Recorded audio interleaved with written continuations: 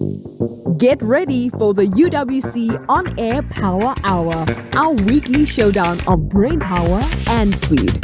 As the episode kicks off, keep your eyes peeled for the electrifying Power Hour question. Answer it like a champ and you can score a fantastic UWC On Air hamper. But here's the twist. You must submit your answer within the hour after the episode ends. Ready to seize the spotlight?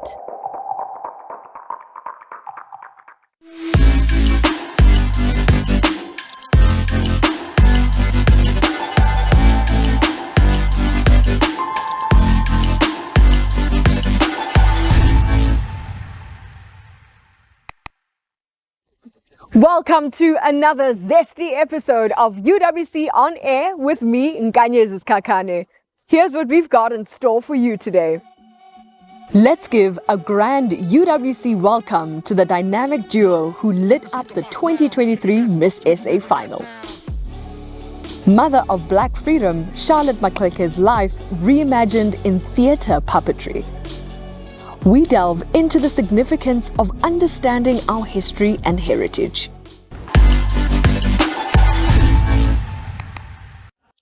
Dr. Tozama April, a UWC graduate, followed the path of Charlotte Maxeke in her doctoral studies in the early 2000s.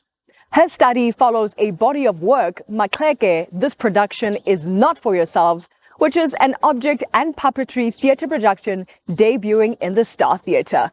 We caught up with the masterminds behind this production. Oh, small event, winged I flight, fire of the sorrows of this dark night. Oh, small event. The figure that we are focusing on in this production is Charlotte Maxeke.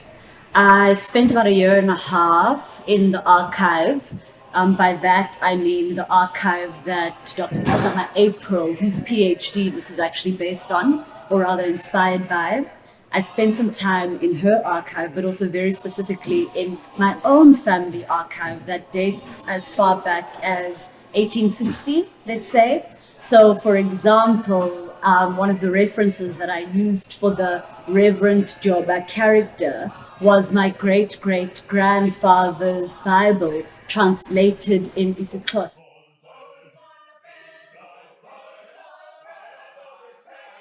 Puppetry production, by its nature, as I said at the beginning, it's philosophical, and it demands thinking, therefore. And for me, there was no better project than Maxeke, who was an intellectual, who was a scholar, who was an activist, all in one. There was no better art form than puppetry to tell the story. We are reimagining the ideas of the legendary Charlotte Maxeke.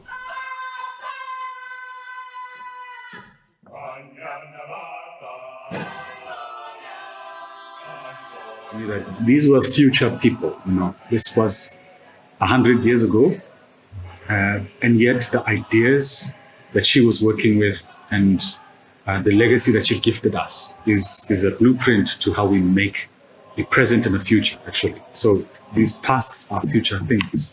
I was inspired by how community-oriented she was. I was inspired by how she was inspired by her voice and her connection to education. We can be 150 years on from Charlotte's birth and still so many people don't know who she is, or they've heard the name, but they actually know nothing about her history, know nothing about the story, and don't actually know how inspiring and significant and relevant she is to today.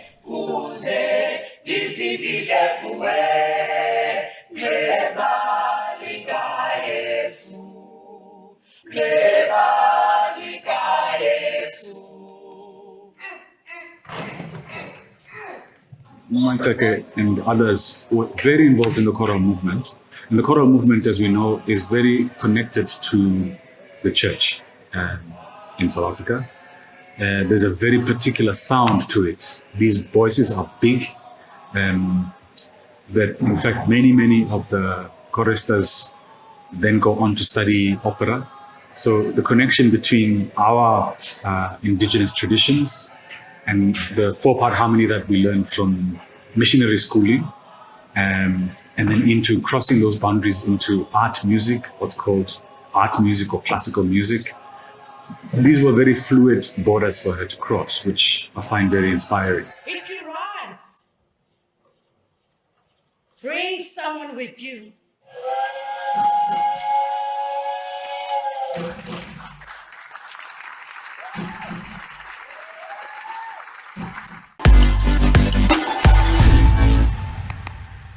Many schools in South Africa just aren't equipped to help students build a love for and develop the skills for science. This is why the UWC education faculty has joined forces with the Eastern Cape Department of Education and the Science Learning Centre for Africa. They will unveil 4 state-of-the-art science labs in underprivileged schools in the Eastern Cape.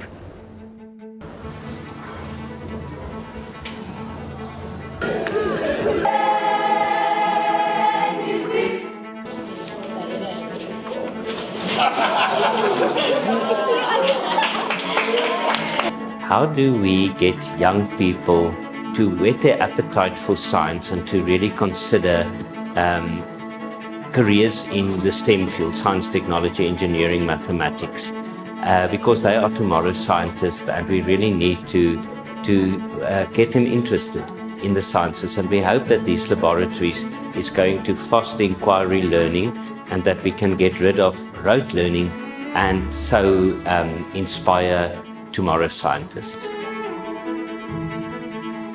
The University of Western Cape, as a social partner and a commitment to bringing about change in education, took it very seriously and engaged with the Eastern Cape Education Department and raised funds jointly, and that's how the project started. And this set of labs is the last set of 5 labs that's built from that money that were raised then. But I think going forward, more importantly, if you look at the demographics of the country itself and the infrastructure at schools, they do not necessarily provide an enabling environment to facilitate meaningful teaching of science.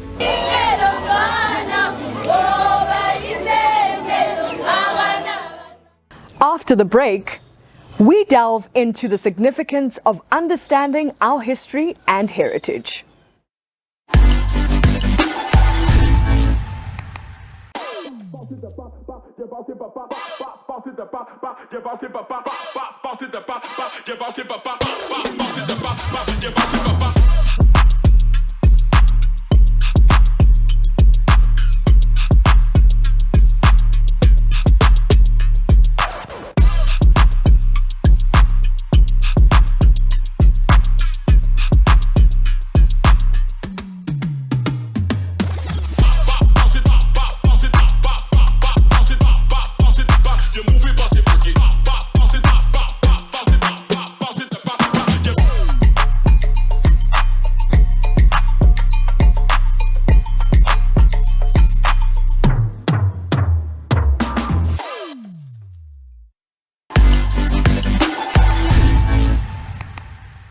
Museums bridge past, present, and future. They help to address current challenges and shape tomorrow. One way to do this is to empower marginalized voices in spaces that were once distorted. Iziko Museum's social history curator, Annelize Kotze, is determined to turn this vision into a reality.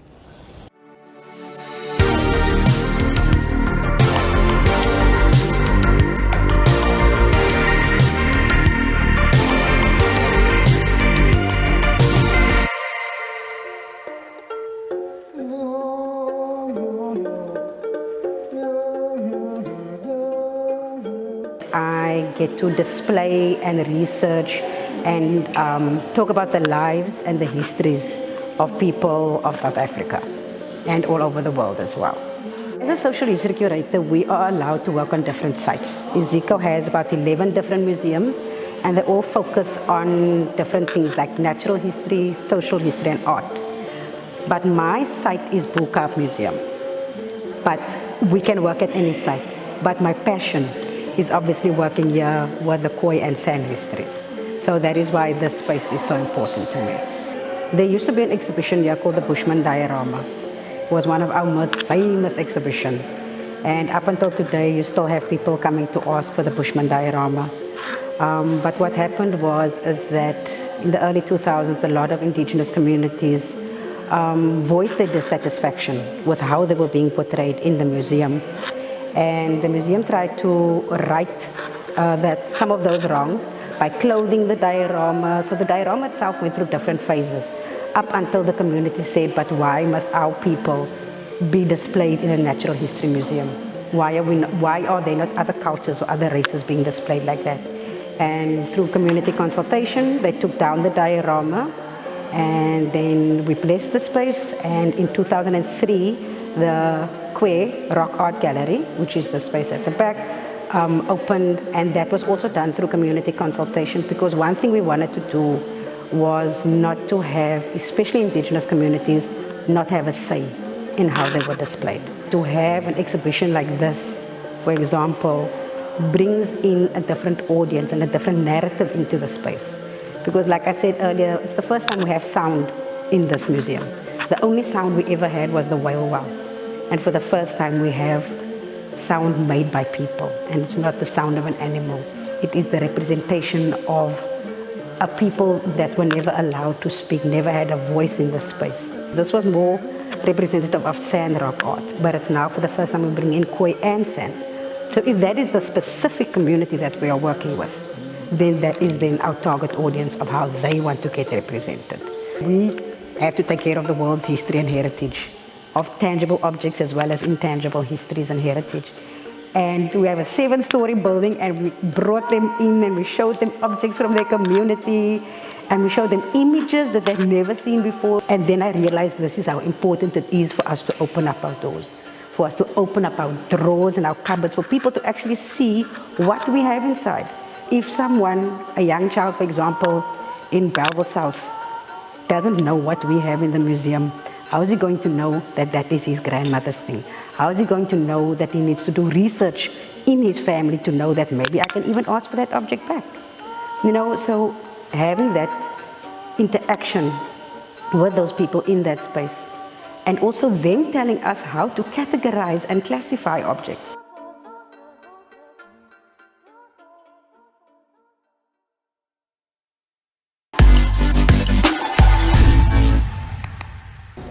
After the break, we sit down with UWC's Miss SA finalists.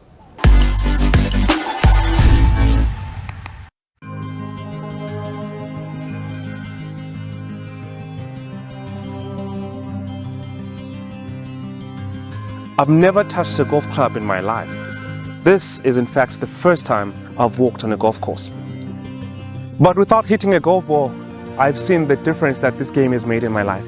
I was part of the first group of students involved in the Phonathon campaign, an initiative which was there to assist needy students like myself.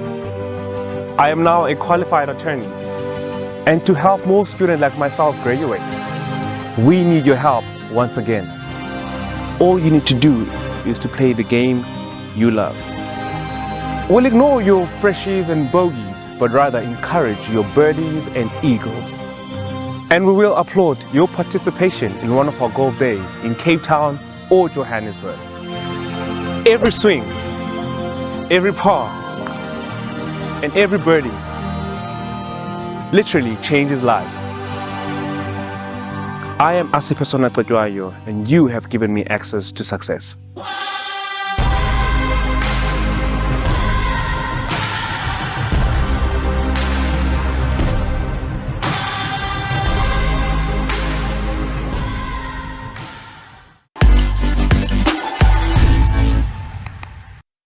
UWC has a legacy of producing the nation's finest researchers and academics, and the two guests in the next insert are no exception. These two students have managed to etch their names into the history books with their astounding accomplishments. Homba Mazaleni and Nande Mabala have become the prestigious Miss SA finalists for 2023. When Homba Mazaleni isn't sitting in one of the lecture halls at UWC, she's zooming around the campus on her skateboard. Her infectious energy, amongst numerous other qualities, captivated the Miss South Africa judging panel when she secured her spot in the pageant finals. We discovered what it was like juggling studies and the responsibilities of being a Miss SA finalist. I like to define myself as someone who dares greatly. I don't do something unless it's really burning within me to do. And a little bit of a background on myself. I'm studying here at UWC. I've studied an undergrad in human movement science at NMU, and I found my new home here at UWC, and I finished my honours in sports science. Then I went on to do biokinetics, so clearly I really enjoy being here. You know, the crazy thing is that I started off at UWC, of course, just being an ordinary student. I never thought that I would go and actually fulfill one of my childhood dreams of being at Miss SA. But one of the things that really shaped me, and just in terms of spaces, there is a place just off of the Life Science building. Okay. I know this one's a little bit elusive. You climb up, you climb up the building, and right on top of the buildings, there's this little spot, it's like a greenhouse, and you get to sit there and you watch the whole sunset over the entire Cape Town. You've got the silhouette of the mountains. Yeah. I mean, you can only get that here. When it comes to issues in South Africa like education, we do have a problem in terms of access. I don't think we have enough access. If I just take a look at where I come from, and that's in the Eastern Cape in the Transkei, half of the kids who study at the school that I'm trying to build up don't have access to just simply a laptop. And to get access to education, you need a laptop. Something as simple as a laptop you don't have access to. And then you have to figure out by yourself how to navigate a university application process. I saw which I could start an initiative where we could go out into schools, and especially rural schools, especially from the communities that I come from, and just provide the matric learners in grade 11s with that access to that opportunity. Why I got so far in Miss South Africa is the fact that, not to say that I was different in any regard, but I represented something that had been missing within the competition for a while, and that was just the ordinary girl. Not someone who was affluent, not someone who came from stardom or anything. I was just as ordinary as you and I. There was nothing separating us. The only thing separating myself from everyone else was that I decided to put my skills that I've learned and how to effectively knock on the doors of the opportunities. I've just finished my honours in sports science and I plan to finish one in biokinetics. I found a knack for speaking on TV. I'd like to marry the two and couple them and find myself as a sports presenter. In terms of passion projects, I really do want to launch Undimlo, which translates a Kotze phrase, which translates to "This is me, here I am," where I have these kind of conversations, and hopefully I can find the team to do this with. Nande Mabala, a triple major UWC BA grad, model, micro-influencer, and philanthropist. She is no newcomer to the pageant scene. She was once in the Miss Mamelodi Sundowns pageant and now shines as the second runner-up in the 2023 Miss SA pageant. But for her, it's not just about glitz and glam. It's all about empowering young women and sprinkling positivity wherever she goes. I'm very devoted in the things that I do. I'm devoted in myself. I'm devoted in things that I believe in. And in everything that I do, there's drive there, there's purpose, there's hard work, but there's very much devotion at the core of who I am. I am from Themba. That's where my entire family's from. I grew up in Cape Town, but I can't say that I'm from Cape Town because the people that raised me, the people that made me who I am today are in that township, Themba. So I love to speak about it because there's such amazing people. I was raised by people that never went to school, but I graduated at UWC. They didn't, but it's their love and their time, the hard work that they put in the different jobs that they had to make sure that I can stand here today and sit here today and be invited to speak, that I can speak the way that I do. It's all because of them. Education is not something that is accessible to everyone, and so I like to focus more on knowledge. I don't necessarily, when I look at education, I don't only think about it in an education system as in going to school, but there's many ways that you educate yourself and be knowledgeable. So I always speak about Google. I think Google could be your best friend. It's very resourceful, and there's many things that you can do with a smartphone. I'm not too far removed from reality of lived experience of people in the township, because I understand that school isn't always the route for them. You can't necessarily go to school when you're hungry, you know, it's not, you can't sit there and just focus. Education is the key to success, but I also think that knowledge is also, and just access is also just another key to success as well. So for me, when it comes to education, I think it all starts in the mind, just showing people different ways in which they can be educated or be knowledgeable, so that if school is not the route for them, there's many other ways that they can be successful. I really wanted to inspire young children from our community. There isn't many people that dare to dream in my community. A lot of the people work ePlasini or they work in the food service industry. Quite a few of us are trying to make a difference, but I knew that the platform of Miss South Africa would make me accessible to every single child in my township, so I knew the importance of that, and that's why I also entered. I wanted to show them that yes, we come from the plus, but we can really do it.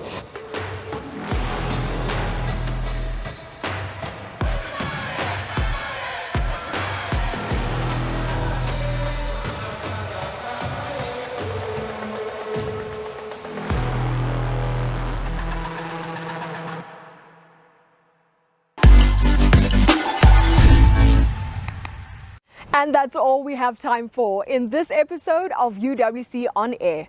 Make sure to catch us next week, same time, same place. And don't forget to connect with us on social media. This is Nkanyezi signing out.